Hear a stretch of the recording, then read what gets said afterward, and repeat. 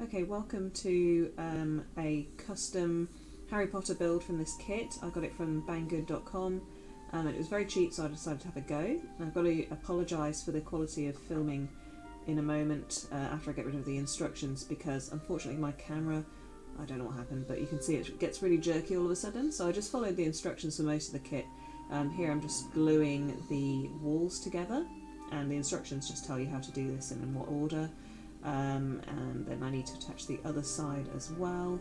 Just use a bit of paper to protect the surfaces. And I'm just using normal kind of tacky glue for this part. Now, one of the changes that I had to make is I had to paint everything brown with acrylic paint. It takes a couple of coats, but actually with this one you can see that some of the yellow shines through and it looks quite natural. It looks like it's got a grain. So for the wallpaper I just found a lion and unicorn print on the internet, and I tiled it and I just printed it onto normal A4 paper, which you can see here, so I just cut it out. It was a little big, but that's fine, I'd rather have it too big than too little.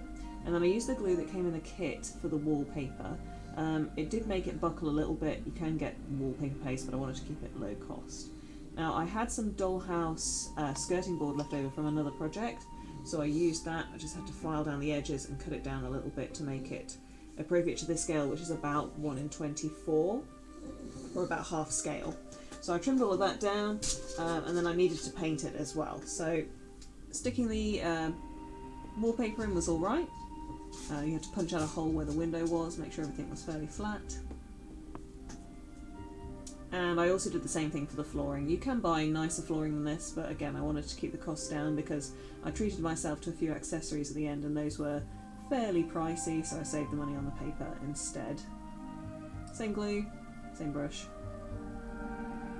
and just stuck it in place. Don't have to be too neat with this one because of course I'm going to be using these skirting boards, which you can see are painted here to hide any gaps at the edges. And I just cut those with scissors. I didn't actually use any tools at this stage. There we are. The last little bit here is the windows, which I did have to file down, and I used my Dremel for that. And I just needed to glue that in place. Those have been painted as well, and were originally white. Trim the edges off to make sure it's nice and neat. And that's the room box. So I did make the mattress, but unfortunately it didn't get recorded.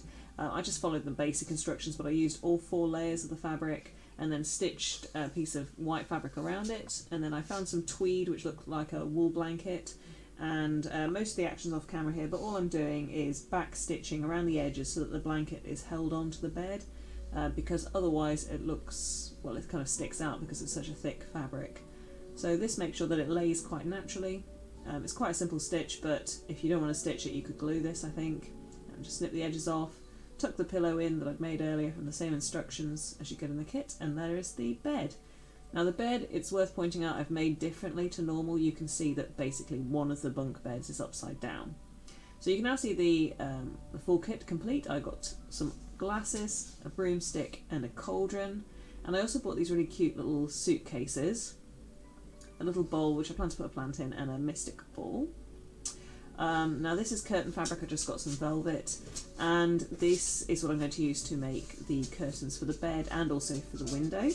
So you just need to tie off your thread at the corner so it's nice and tight, and then pull a running stitch through the fabric so that you could open and close the curtains. Now this is a hook and eye, it's hard to see, sorry. But this I'm going to use in the middle of the bed just to hold everything in place so that it's not glued down, but it's still held up.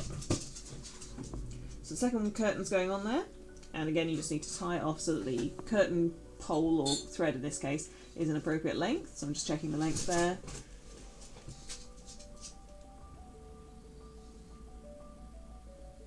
And then I just had to glue that hook in place, just right in the centre there. It's difficult to show this on camera because my hands don't actually fit into the bed, so I would have done this earlier if I'd have realised. But that's the hook glued in place, let it dry. While that was drying, I just put some acrylic paint onto the suitcases, just so that they looked a little bit aged and battered. And I also decided to use some of the labels that I'd printed out as freebies from the internet and just stick those onto the cases as well. So all the books that you see in the cauldron are also free printouts. and there's actually a Chudley Cannons poster on the wall behind the bed as well, which is also free, so you can see that there. Now this is the window box. I made it in exactly the same way as the book or the instructions suggested. I switched to super glue to get that stuck on because I didn't want to be standing there for hours holding it in place. It's obviously different fabric to what came in the kit. I think it looks good, so just trim the edges off, and that's that. And now I'm gluing the actual curtain in place because that hook has set. So it just took a couple of seconds to hold the corners in place. Make sure there's no glue anywhere else on there so that those curtains will open. And then make sure that the thread is hooked over the hook that's in the centre, just there. And now you'll see that the curtains will open and close. Now you could seam those curtains and make them a little bit fancier, but I left them quite simply finished. So a little bit more glue on the end of the bed here because I decided with this curtain I didn't want this one to be able to open. So what I did is I just adjusted it inside so you can see it looks like it's gathered, pulled it through on the other side, and then trimmed it to match the first couple of curtains.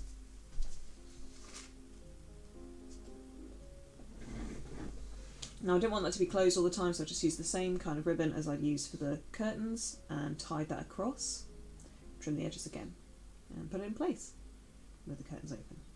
Oh, forgot the mattress as well. So trunks on top, bed in place. I just wanted to see if everything would fit together. I ended up turning that little shelf that I made around. This is because I wanted to be able to put this in place. I'm using my Dremel to drill an extra hole. There is a hole on the other side, but I didn't want to use that one. And now I'm just going to cut the end off of this light bulb. This is one of the pieces that I ordered because the original kit came with LED bulbs that look like electrical lights, and obviously that's not going to exist in Hogwarts. So just stick the candle over the hole and then cut off the ends, take out the metalwork that's on the inside, and just wrap that around the electrical points that came with the kit. And then your candle lights up, and you can see that in the background just for a second there.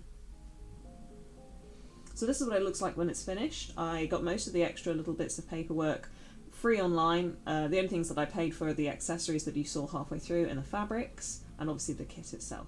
So I hope you enjoyed it.